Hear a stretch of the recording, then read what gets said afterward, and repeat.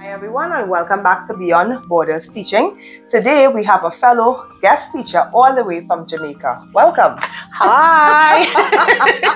I'm happy to be here. Yes. Thanks for the invitation. Of course, you're Yes. most welcome. It's been a long time coming. It has In been. this episode, we'll be discussing curriculum culture. Now, that was Miss Bailey's specialty in her home country. So I wanted her to talk about her own personal journey here in the US as an international teacher, as well as share on curriculum culture, how it has been different. I mean, I shared a couple of things from my perspective, things I noticed, but I'm sure you have more, a wealth and abundance of knowledge than I would have had, seen as that was your specialty. So in this episode, we'll be featuring that today. So let's start off with the background lens. What experiences from your work in Jamaica shaped how you view the curriculum in today's world of education? Back in Jamaica, I was a math specialist for primary education. Okay. And Elementary here. For those who don't elementary here. Thank you, which is another. Yes. Because incidentally, I didn't know that primary was for K2. Oh. I just learned that last week. And anywho, Okay.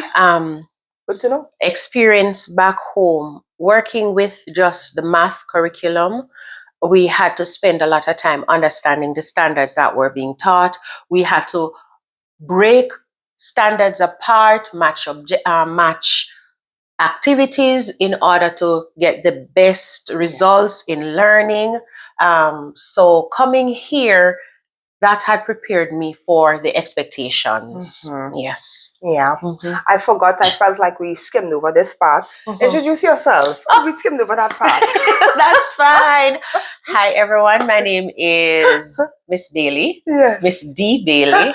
I am a third grade elementary teacher here, and this is my third year. Can you believe it? My what? This is my third year here. And I've been in the same grade so far. Before I got here, I was a classroom teacher for grades 1. I was a senior teacher. I went into ministry to work with math education, where I work with administrators, senior teachers to try to improve math instruction, thereby improving student performance and results. And that was much of what I did. I worked a little with teachers in training in the teachers' colleges. Of course, all of that was math based, and math related. So that is generally what I did, and what I'm doing now. You're back in the classroom. Back in the classroom, and truth be told, I'm enjoying it. Oh, well, that's always good to hear. I'm enjoying it. It's always good to hear that part. This segment, we'll be talking about curriculum structure for Jamaica versus the US. So my question, what would you say was the biggest structural difference you observed with how Jamaica's curriculum for education is set up versus here in the US? For a teacher, how would you explain to a new teacher? Okay. Goals remain goals, standards remain standards. The expectation is learning is to take place, and there's a set of standards that guide what happens. Yes. In that regard, that it's across the board. That's the similarity. The difference back home, curriculum that we use every 8 years or so, there's a change in the curriculum, and not necessarily a full roundabout change. It's an adaptation. Yes. So for example, you have been using these set of standards with these set of practices, then you would have had an adjustment to match the present time. What I've seen here is not a shift or an adjustment. It is a total roundabout. Take this one out, put it on the corner, and then put something brand new in. That is the biggest difference. So back home, it was a continuation and improved this term's curriculum, or this year's in terms of the life of the curriculum, is an improved version of what we did the last time. True. Not here. No. Mm-hmm. Take it up, change it. Yeah. Yeah. I mean, I would share, like, I know I've gotten some hate on this when I went to PDs. I know persons seem to have a love or hate for HMH, which we use now for math. Yes. Before we had enVision. Yes. And enVision to me was great. But I would say, me personally, I really love HMH. Now, I miss the fact, with enVision, we had the visual learning bridge. You kids got to see a video. But now with HMH, that's the only thing that's missing. And that's not a big thing for me because I can always supplement that with YouTube videos. But I do agree with it being a whole change. So they remove enVision completely, which had the lessons, etc., set up in a particular way, versus HMH, in my opinion, is more streamlined. It makes more sense how it is set up. I like it, and I would say going forward, though, at least what you said before, your first point with regards to the standards remains the same, the goals remain the same, but they may change out the system. The system is being brought through. And incidentally, for me, for both enVision and HMH, both are conceptual. They deal with student learning. It's just the vehicle that they use. And so the difference for me, where the truth is, for me, it's neither here nor there, because as you said, learning remains the same. The standards remain the standards. And so for me, it's teaching the standards, the expectation, the strategies, the conceptual understanding, and not so much the program. Because you're teaching kids. If you're teaching the program, a lot of things get left out. And so you have to meet your learners. You have to meet your learners. And so for me, one of the shifts for me being here as opposed to being back in Jamaica is teacher content and pedagogy was strong. So it doesn't matter. The teacher knew what to teach, how to teach, where to put the information, how to sequence the activities. All of that was on the teacher. We had more autonomy. Thank you very much. As opposed to now, it's as if everything is scripted. And it's scripted to match a set of students that are not in your classroom. So for me, that is another difference. You always have to differentiate. You always have to be have to be differentiating, simply because you have something that is scripted. They would encourage you to use it as is. However, finish X amount of days, you have X amount of buffer days. Correct. But you're teaching kids who have gaps in their learning, gaps in even challenges that they're facing that prevents them from even accessing the curriculum at a particular time. So it's a lot we have to we have to jump through. And I agree with that, because I would say, like, something that was a shock for me with regards to following the lesson plan, following the guidelines, etc. Now back home, let's say we were doing division. You would teach that to mastery before you move on. We wouldn't necessarily. We have curriculums, lesson plans. Yes, we have. You create your own lesson plans. Here, at least the lesson plans are created. But within doing it, because we had more autonomy, like we said before, if it is, I realize, well, okay, 50% of my students still hasn't gotten this. I am making sure I teach it to mastery before moving on. But here you have to follow, units, and then you use your small group time to now and your IE block. And your IE block. Thank you for the reminder. And the IE block, enrichment and intervention block. Yes, please, and thank you. To facilitate that. So at least that kind of makes up for it. But I prefer to teach for mastery whole class, but I have adapted, and I can see advantages in working this way as well. And I agree with you. There are advantages and disadvantages. One of the I look on the advantage for me is that, have you ever taught a topic and you are frustrated, the kids are frustrated, and if I am to spend one more week on this topic, we are going to just But when we get a break, when we're able to just step back for a bit and give at least a 1 week or 2 week break and come back, it relieves the tension. And so that is one of the positives from it. Positives of how they loop and sequence the weeks and the standards activities, whichever one you prefer to use. But many times we leave the kids in a vacuum. They're not fully there, so they're just floating in the air. not fully They're picking up some things, understanding. yeah. Yes, and then you leave them to come back to add to something that they don't know. Yes, So miss. That's true. Where's the foundation? What are they thank you. building on? Yes, so Yeah, it has that's their challenging. advantages and there are disadvantages. What would you say have been most challenging, though, for the curriculum? For curriculum, it would be implementation. And let me hasten to say this: implementation, how they see, because it is scripted. And I don't know if it has ever been your experience. Someone walks in from the county, you're teaching the standard, but you're not necessarily, if you're not doing it according to the script, then there is a possibility, and it's not always the case, but there is a possibility that depending on who the person is that is visiting your classroom, there are questions that are asked. Exactly. The standards, you're teaching the standards, you're meeting the cultural needs of the students. You are meeting the students where they are, but the expectation is that you're to use this script to teach them. But I say this again. Exactly. And they are not yet here. Yeah. But I still need to teach them. So for me, it is implementation in that regard. Staying on the script. Yes. Do I understand what is to be taught? Of course I do. Do I understand the sequence of activities and how this standard corresponds with the next and all of those? Of course I do. But when you're in the middle of a class and you see, miss, when you see the faces that the students are not understand, you have to stop and change route because of the children.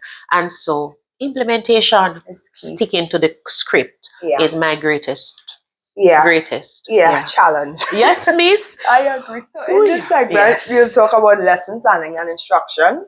How would you say that differ in Jamaica versus the US? I know one thing I love, just say this really quick. Yes. I love that the lessons are planned. They are already planned. Planning lessons is so much work. And then when are we planning the lessons? On the weekend. Here we are given planning time. Although sometimes it's not sufficient depending on the grade level. Sometimes, miss. But, at least that. Back home, you have to figure out your weekends. You have to figure. That's one thing I would say. Yes. Yes. And no, you're fine. You're fine. And you're correct, because back home, you're given the standards when we meet as a class or a grade, we decide what tasks will match the standards, and we'll decide on the skills and all of that. As I said, the teacher content knowledge or pedagogy knowledge back home is tight. Yes, it is, because a teacher will just take an objective standard, whichever one you want to use, and they can plan their lesson by themselves. They don't need all of that. The difference here, the difference here is that, as you say, the plans are scripted, and then you have to go, even though the plans are scripted, you have to go into those plans, take out what you need for your students, and then do some sort of differentiation to make it match the needs of your students without changing the plan too much. That's a contradiction right there. Yes. So you are expected to change it a little, but not too much. Yes. Now, for me, sometimes it's more difficult to change the plan than to just go ahead and write it. More work. And the good thing is that the activities are there, so you can pick, choose, and refuse what activity. And there are lots of plethora of activities. And include online, print, whatever. That's true. The tabletop books they have now with each. Yes. They didn't have that with enVision. No. I love each. Sorry. Yes. But yes. Also for lesson planning, as here it's scripted. Yes. I can just take up the book. I have all of my examples that are needed for the specific lesson. I have all student examples.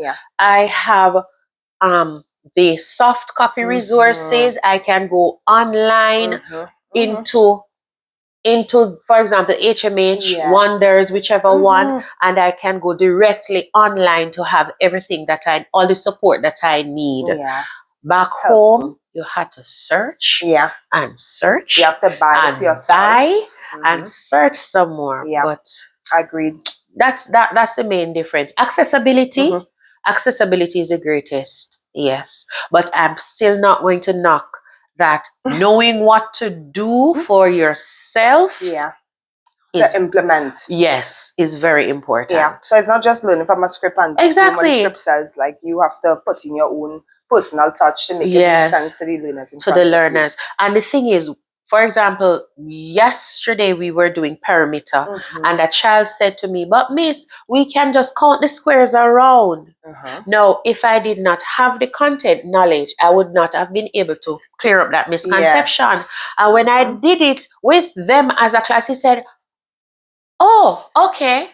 But if you were to stick to the script as Yes. is, if that question does not come up in the That lesson, form. Mhm. exactly, and you don't know what to Yes. say, then the child is going to ask a question, is left out there hanging, Yes. Mhm. you know. So Yeah. We teach the hidden curriculum the hit as well. as well. Yeah. As well. Yeah. That's true. That is so true.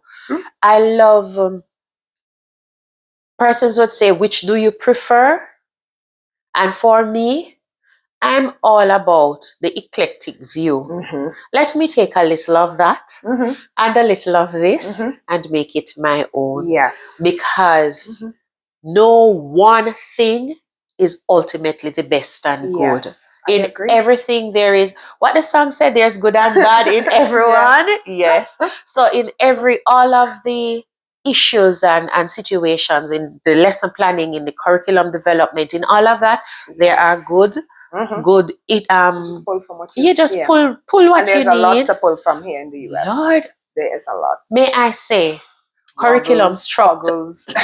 Yeah. The curriculum boggles. structure, if you are not grounded, you find yourself Yes. turning around like a Yeah. dog looking at its tail, Yeah. just going around. There's Yeah. so many Too things. much. It's too much. Yeah. And so if you're not grounded in You really have to know. content, Mhm. if you don't To know what understand your where to get the best bang for your buck. best bang and what is best for the children that are What's it like in Jamaica with resources? Okay, in Jamaica, our resources, let me start here. And I mean no disrespect. Yes. I say it with a whole lot of love.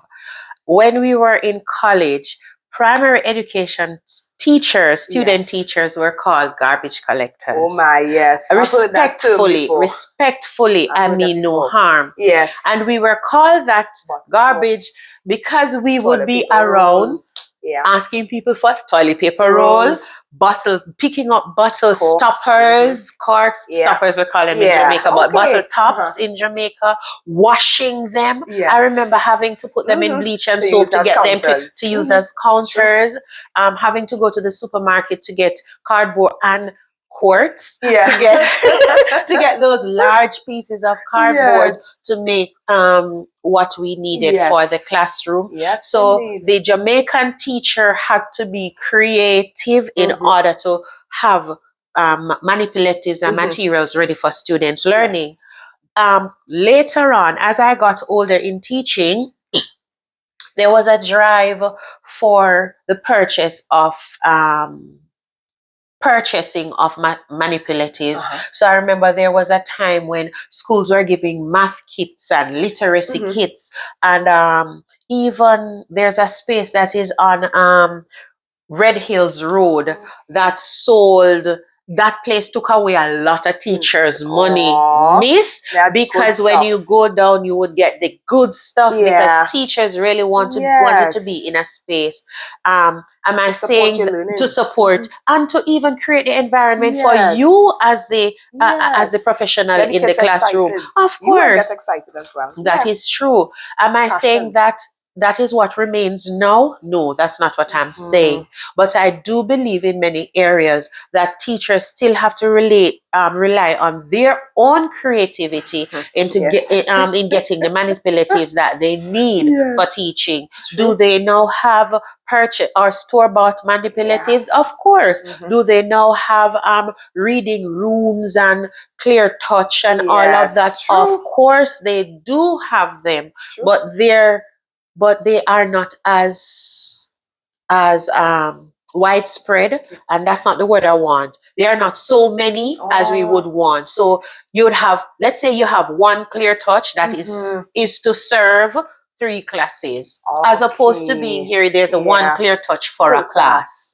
Good. So the resources are there, but you still have to be creative, because it's not, many times it's not sufficient, because believe it or not, they are expensive. Back home, that is not the luxury. We do have the manipulatives, we do have the resources, but it's not sufficient. Yeah, I understand that. Yes. Especially the online. The online, everything on the laptop. And back home, the struggle for us is connectivity, because Jamaica, the terrain in Jamaica, especially in the east where I worked and lived, it's hills and valleys, and connectivity was never good there. And so the online resources, when you were to go onto the internet, you'd be bouncing off.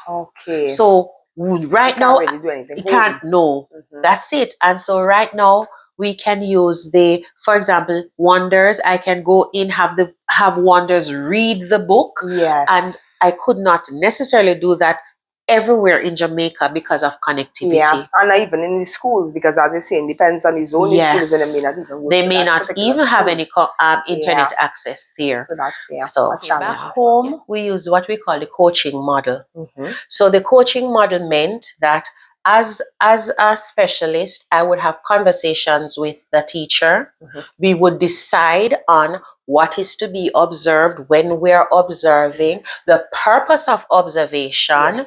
If there's a concept that a teacher is struggling with, we may plan the lesson together. Then I teach, then he or she teaches, and then we teach together. I mean, it was support. That was my main focus. So when I did observations back home, it was with the view of supporting. Okay, we said we were going to look on class management. When I observed you, these were what I observed.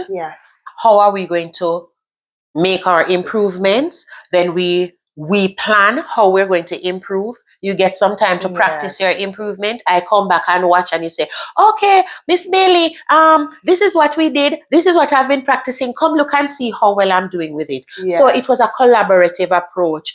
For the most part, when teachers understood the role that I played as a support, not punitive, not to say people to lose their job, not any of those, just to support, then it was beautiful. When they understood, because there were instances where persons thought that you came in to say, you're not doing well. That was never ever the case. But here, when anyone comes to observe, that component of the collaboration before observation is not consistent. Let me say it that way. Because when we have we have termly observation, sometimes twice per term and so forth, for our PDs. or for our PDPs, then what is required is that there's a conference before the consultation. Then there's the observation, and then there is a post conference for the observation. And so in those moments, that what I spoke about, what I did back home, that is a type of collaboration that is required. That will happen when we are working with our teachers, meaning principal comes in, or the AP comes in, or the specialist comes in. Sometimes that happens that way. But then there are other times persons just walk into your classroom. You just have to continue teaching. Miss, you just have to continue teaching, and you enjoy You enjoy what you do and do Yes. your best. Always. Always. And remember that you're a teacher and you have the Yes. students' best interest at heart, Yes, and we that you do. planned before, Yes, and yes, so you prepared. just do your best. Yeah. So that is the main the difference. Back home, for me, it was pure support. Yeah. I mean, it was all about support. Yeah. I remember, if I may, And you got to sit and talk. and you got to sit and talk, and there was a level of vulnerability with teachers, Yes, because it you'll was have a teacher raw. say, you know, I Mhm. can't do this. When Yeah. a teacher is able to look at, as an adult, look at you and Yes. say, I can't do Be this, or honest I about don't your know situation. how Yes. to, and we're in a closed room, and I said, okay, that's Yes. fine, I can show you, and we Yes. can work together. There's a level of Yes. community that you Yes. create. Mhm. And so that's That a little warm, that difference. human Yes. touch. Mhm.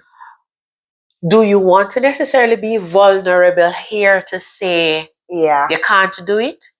You should be able to. Yeah. Let me put it that way. You Yeah. should be able to, because the persons who are in your institution should be there to support you, because Yes. in the end, it's all about the students. Yes. Correct? Mhm. Yes. Good.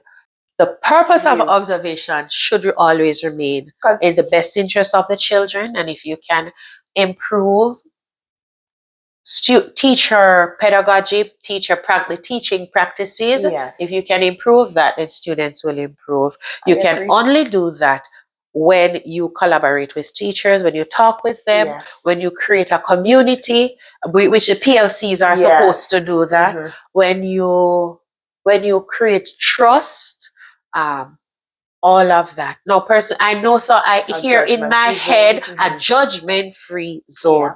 I hear persons in my head saying that, but you come to work, so you come to work.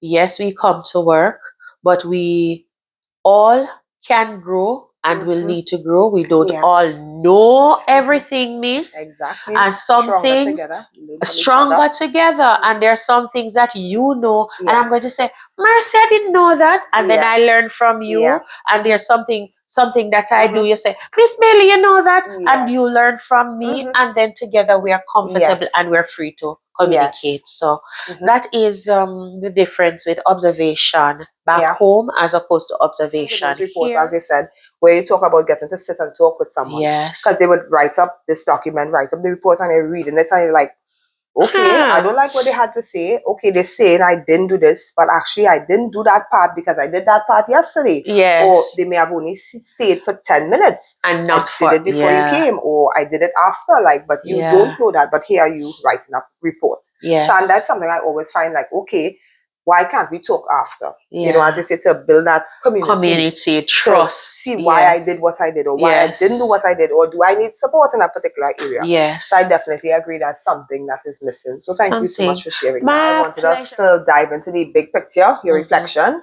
When thinking of the curriculum, Jamaica curriculum versus the US, what's something you would have implemented or changed? My more teacher autonomy in curriculum implementation, because I understand that the district, the county, the state, whatever you want to call it, they have the responsibility of identifying the curriculum that they believe best suits the needs of, because there are policies in place, of course. So I'm not going to say the choice of the curriculum, but implementing there, it can't be a one size fits all. And I understand that the expectation is to have differentiation. The expectation is that you are to scaffold your work to meet the needs of the students. And yes, that is a part, but there's still a lot of scripted implementation that is expected. Yes. And on one given day, they say, okay, it's okay to implement it this way, but on another day, you're expected to stick to the script. When do I stick to the script? When do I go rogue in Yeah. a good way, of course, in a wonderful way, of course. That's what I mean. Yes, of When course. when do we do that? So Yeah. for me, a little bit more teacher autonomy. Yes. I understand that with teacher autonomy, there has to be a lot more accountability, Yes. because you can't just Documentation. do to back what up. you You're want doing to. this, how is it working? How Yeah. is it working? Yeah. So with that would come lots more accountability. More And paperwork. Miss, I was, you know that we are up to accountability, Yes. up to our, Yes. Always yes, document everything. always Date everything. Have your documenting. papers. Yep. Yes. Yeah. But if I were to be honest, that is probably, It's something you would change. yeah, I would change. What would you say is something that you think Jamaica does well curriculum-wise and the US does well curriculum-wise? Curriculum-wise for Jamaica, I believe it is, because I believe it is the review of what we have and adjusting it to the needs of where we want to be. Mm-hmm. So we're not going to throw out the baby and the bathwater. Mm-hmm. We take what is good, Yes. and then we add to it, and we keep. Thank you very much. Yes, that is it. Yes. And so I like that. Mm-hmm. If it ain't broke, don't fix it. I'll just say add Yes, this just and, add, because times things and people and Yeah. times change. Yeah. Things and times change. Policies will Yes. change. The needs of the country, the needs of the people will change, and so you have to adapt. Yeah. But you don't have to throw everything away. Yeah. So what's something with the US now? What do they do well with curriculum? What they do is, I think it's because of the vastness of the space. They are big. It's how many states? Whole heap of states. Yes. Because there is a lot of learned people here. Yeah. Back home they would say learned, but you understand me. There's a lot of learned people here. Yeah. A lot of doctors who have studied. Yes. And all of that. There is much to choose from. Yeah. I like that. There is a lot to choose from. And I love when you are able to you can make a choice. Mm-hmm. You can say, oh, this curriculum, it's cultural responsive. Yeah. It helps my students to be this, and that. Oh, that one, not so much, because the phonics is weak, or, that sort of a thing. So you have a lot to choose from. Mm-hmm. And I love that. So in order to answer the question, which was what is the curriculum? Yes, the support student learning. Yeah. Student learning, I believe that in practice, in theory, it does. Yeah. You have, for each of the tasks that you have higher order thinking. Yes.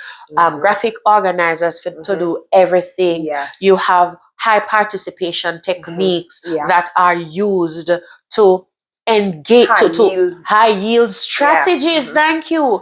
To keep students engaged. Yes. Student and content engagement. Yes. And that is one of the things that supports students learning. And they have that here. Yes. The strategies are there. What is needed to be done, those are there. Yes. But then you have the student and the content, and even sometimes with all those high yield strategies, even with all of those things that are put into place, sometimes there's still a disconnect between student and content. Yeah. Back in Jamaica, there's a lot of student and teacher connection that goes on that helps them, because many times, and even here, if they love the teacher, they will learn. Yes, that's what I believe. And if they are hitting heads with the teacher, then they want to stay home from school and all of that. Yes. Some research would say that some research would frown on one and embrace the other. But for me, as teachers, we have to do what is in the best interest of the students to get them to learn. And yes, we use the high yield strategies. Yes, we use the organizers and the critical thinking and the hot the roundabouts and all of those, the questions and the questionings and all of those. yes, those support student learning, but we can't lose sight of the fact that there's a human component, Yes. and students, especially younger students, must feel that level of connection and trust with their teachers in order for them to at least be willing to let you into their learning space. So I hope that answers the question. Yes, just like us, because Yeah, sometimes just if like you know you're not necessarily interested, you don't want to hear anything from that person. Indeed. It always starts with you, to control your classroom It environment. does start. Well, guys, thank you all again for joining us today on Beyond Borders Teaching. I want to say that this has been a very informative, engaging, and fulfilling episode, learning so much, especially from the curriculum side, the observance and with regards to home to here in the US. I do hope this episode gets to the right ears, because that's why I keep doing this, because we have so much unique experiences to share, to enrich education globally. It's not just about US classroom, Jamaica classroom. Again, like you said, no one person has the right answer. I really love that you said that, because again, that's why I'm hoping to reach the right ears. I reach many ears. Because we can definitely all take something from this episode. So thank you so much again, Miss Bailey. My pleasure. For coming here. For always being your sweet, bubbly self. And for everything you shared here in this episode today. And I appreciate the invitation. Yes, thank you so much again, Miss. So please do remember to like, follow, share, and subscribe this episode. If it touches you, if something in it that your friends could learn from, please go ahead and share it to them as well. Take care. Have a great week, everyone.